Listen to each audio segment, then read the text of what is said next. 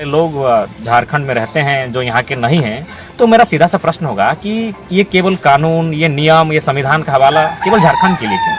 आप मणिपुर जाइए और अरुणाचल प्रदेश जाइए, वहाँ इनर लाइन परमिट की आवश्यकता होती है। आपकी जानकारी के लिए हम अपने मोबाइल में पीछे रखे हैं इनर लाइन परमिट। तो ये जो दोहरी नीति है, केवल झारखंडियों को क्यों बताया जाता है कि भाई आप बाहरी भीतरी का खेल कर रहे हैं? यहाँ अरुणाचल प्रदेश में स्पष्ट है, अगर आप वहाँ जाते हैं तो आपको बताना पड़ेगा अरुणाचल प्रदेश की जो सरकार है या फिर जो उनका तंत्र है जो काम करता है कि हम कब एंट्री करेंगे और कब वहाँ से वापस। झारखंड में सुरक्षित रखना भी संविधान का जिम्मा है। इसलिए चूंकि झारखंड में अनुसूची 5 के लागू होने के बावजूद भी यहाँ की जमीनों का अतिक्रमण हो रहा है। और रही बात कि भाई बहुत सारे लोग रहते हैं, ठीक है, अच्छी बात है, हमने कब मना किया है? हमने रोजी रोजगार के लिए मना नहीं किया है, हमने यहाँ व्यापार के लिए मना नहीं किया है, लेकिन रहने बसने का अधिकार सबको नहीं होना चाहिए। इससे क्या होगा, एक बहुत बड़ी आबादी यहाँ की सेटलमेंट हो जाएगी और यहाँ की जो आबादी है उस पर ये हावी हो जाएगी। क्योंकि इन चीजों का आपको इसलिए मानना होगा क्योंकि जो बड़ी आबादी यहाँ आ रही है अन्य राज्यों की, वो एक विकसित, हमसे विकसित राज्य के लोग हैं। हम लोग काफी पिछड़े तबके के लोग हैं और वे जब हमसे आकर हमारी परस्पर हमारे क्षेत्र में रहेंगे, हमारी भाषा और उनकी भाषा निस्संदेह टकराएगी, हमारी परंपरा और उनकी परंपरा टकराएगी और कहीं ना कहीं एक संघर्ष देखने को मिलेगा। तो उससे अच्छा है भारत के संविधान को ही हवाला लें कि सभी की अपना अपनी आइडेंटिटी है, राज्यों की अपनी अपनी पहचान है। और देखिए हमारे लोग अभी देखिए, भारत विविधताओं का देश है। यहाँ संस्कृति, भाषा, बोली, नियम, खान पान, पहनाव के आधार पर बहुत सारी विविधताएं हैं। लोग एक दूसरे से काफी भिन्न हैं और उन्हीं भारत को कहा जाता है कि यूनिटी इन डाइवर्सिटी। तो ये माना अनेकताओं में एकता, ये भारत की पहचान है। भारत के लोग अनेकों विभागों में बटे हुए हैं, लेकिन उसके बावजूद भी उनकी यूनिटी है। और हमारा कर्तव्य जो भारतीय संविधान का है, सभी की जो डाइवर्सिटी है उसको यूनिटी में तब्दील करने का। तो अगर आप जिस शब्द का आपने जिक्र किया है कि बहुत सारे लोग झारखंड में रहते हैं जो यहाँ के नहीं हैं, तो मेरा सीधा सा प्रश्न होगा कि ये केवल कानून, ये नियम, ये संविधान का हवाला केवल झारखंड के लिए क्यों? आप मणिपुर जाइए और अरुणाचल प्रदेश जाइए, वहाँ इनर लाइन परमिट की आवश्यकता होती है। आपकी जानकारी के लिए हम अपने मोबाइल में पीछे रखे हैं इनर लाइन परमिट। तो ये जो दोहरी नीति है, केवल झारखंडियों को क्यों बताया जाता है कि भाई आप बाहरी भीतरी का खेल कर रहे हैं? यहाँ अरुणाचल प्रदेश में स्पष्ट है, अगर आप वहाँ जाते हैं तो आपको बताना पड़ेगा अरुणाचल प्रदेश की जो सरकार है या फिर जो उनका तंत्र है जो काम करता है कि हम कब एंट्री करेंगे और कब वहाँ से वापस आएंगे। तो इसी एक ही देश में, तो चूंकि ये उचित भी है मेरे हिसाब से, क्योंकि अरुणाचल प्रदेश एक काफी पिछड़ा क्षेत्र है।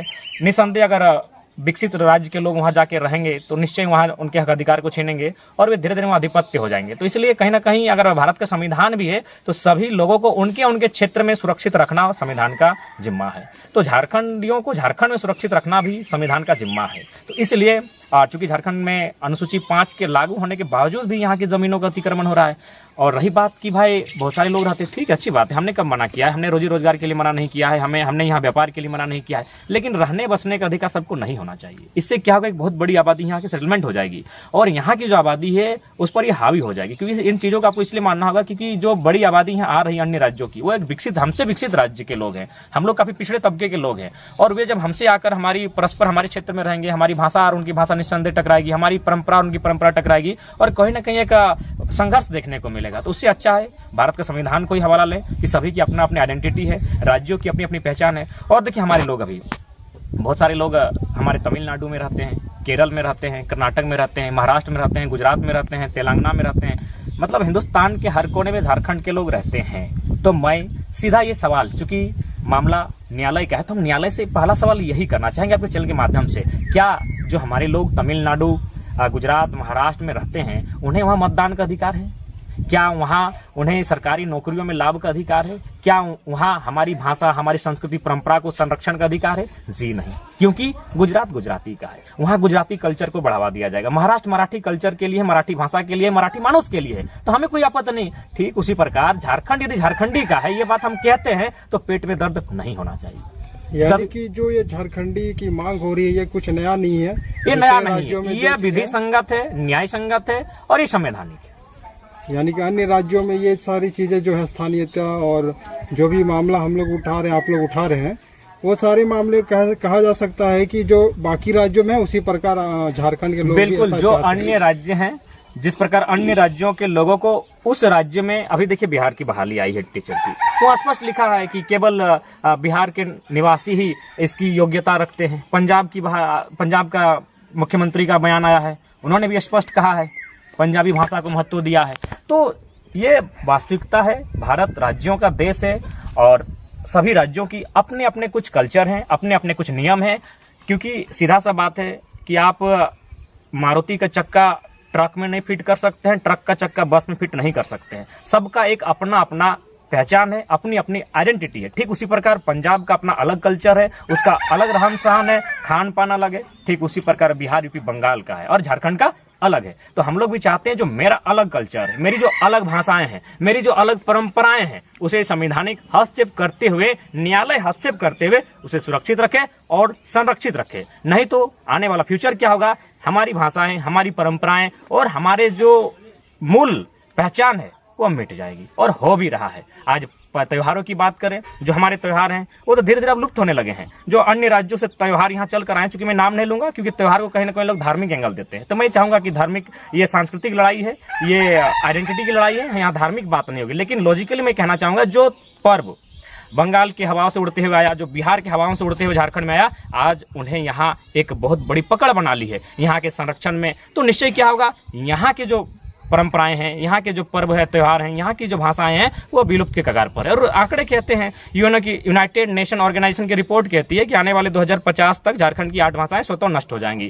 खोटा, कुड़माली, आपका मुंडारी, बिरोहरी, बिरजिया, असुरी, इस प्रकार की 8 भाषाएं हैं, 9 भाषाएं हैं जो आने वाले सालों में लगभग या तो नष्ट हो जाएंगी, या तो वजूद कम हो जाएगा, या तो फिर उनकी जो लोगों में उस भाषाओं के प्रति जो प्रेम है, मोह है, वो खत्म हो जाएगा। कारण कि सरकार उन भाषाओं पर ध्यान नहीं दे रही है। तो कोई भी जो देश बनता है, राज्य बनता है, कोई भी संविधान बनता है, तो उसमें पहला होता है कि उस इंसान की पहचान को सुरक्षित रखना है। तो उस इंसान की पहचान कहीं ना कहीं संस्कृति और सभ्यता के आधार पर, परंपरा के आधार पर टिकी होती है। और हमारी जो संस्कृति है वो कहीं ना कहीं नहीं, वो स्पष्ट है, पूरे हिंदुस्तान से हमारी एक अलग संस्कृति रही है, आज भी है। 1865 में कानून आया था, इंडियन सक्सेशन एक्ट। उस कानून को छोटा नागपुर में लागू नहीं किया गया था कि यहाँ के लोगों की अलग धार्मिक शैली है, अलग सांस्कृतिक शैली है और हमें उस कानून से मुक्त रखा गया था। तो इन बात को मानना होगा कि हमारी पहचान अलग है, भिन्न है, और आज हम वही भिन्न पहचान मांग रहे हैं कि भाई झारखंडी कौन है, वो कौन एग्जिस्ट करता है, कि आखिर झारखंडी कौन है।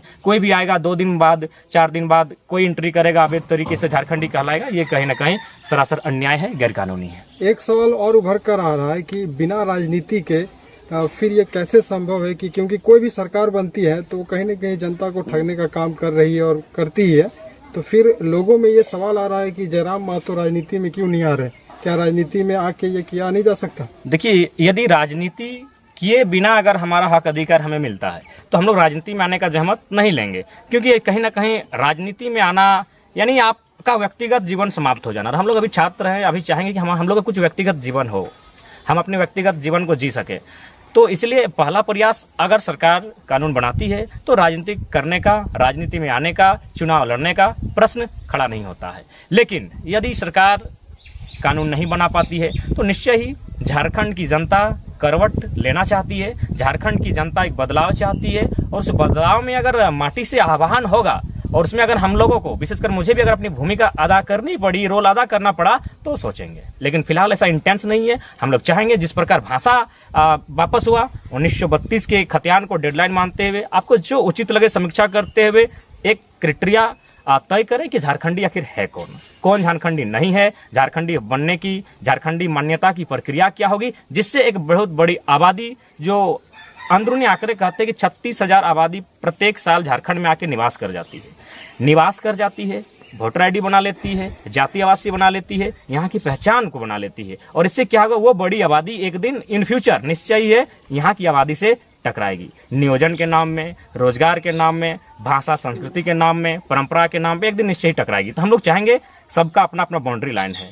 डुरंड रेखा है बांग्लादेश और भारत के बीच, मैकमोहन रेखा है आपका चीन और भारत के बीच, रेड क्लिप रेखा है भारत और पाकिस्तान के बीच। यानी रेखा ठीक उसी प्रकार हम चाहते हैं झारखंड बिहार, उड़ीसा झारखंड, बंगाल झारखंड के बीच जो सीमा है उस सीमा को सलामत रखें, क्योंकि वही सीमा कहीं ना कहीं उस पार के लोगों को भी संरक्षित रखेगी और उन लोगों से हमें भी संरक्षित रखेगी। और नहीं, अगर चाहते हैं आपके हम लोग गलत हैं तो फिर ऐसा कीजिए, आप ये जो बाउंड्री वाल है इसे खत्म कीजिए। भारत के सभी राज्य एक होंगे, एक कानून होगा, कोई मुख्यमंत्री नहीं होगा, ये केवल प्रेसिडेंट, अमेरिका के तर्ज पर प्रेसिडेंट नियम चले, प्राइम मिनिस्टर भी नहीं होगा।